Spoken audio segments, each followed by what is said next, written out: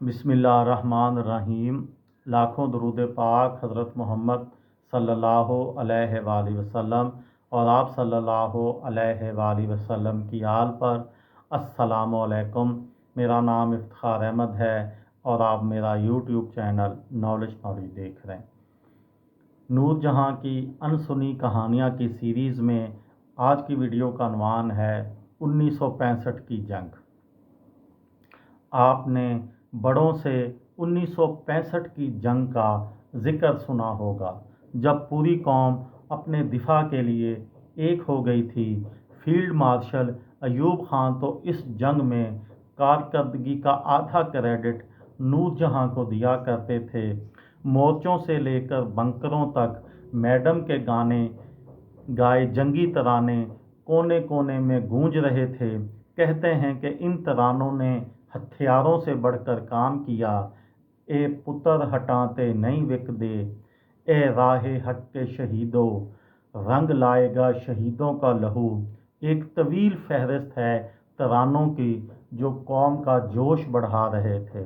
नूर जहाँ प्रोड्यूसर और फनकार दिन भर रिकॉर्डिंग करते और फिर गुड़ और खुश्क चने खाकर रात बंकरों में गुजारते।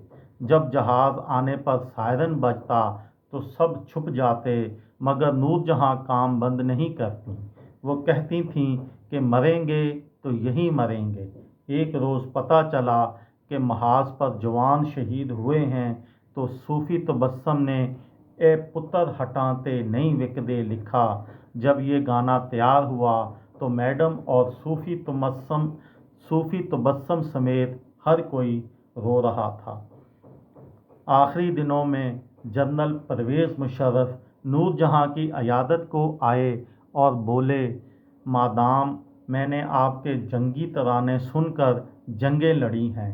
बीमार नूर जहाँ ने कमज़ोर आवाज़ में कहा, खुदा न करे फिर कभी जंग हो, लेकिन जनरल साहब अगर ऐसा हुआ तो आप मुझे मेरा ढोल सपाहिया गाते सुनेंगे। नूर जहाँ हो या कोई भी सिंगर, जब उम्र बढ़ जाती है तो गाने के रेंज में फ़र्क आ जाता है।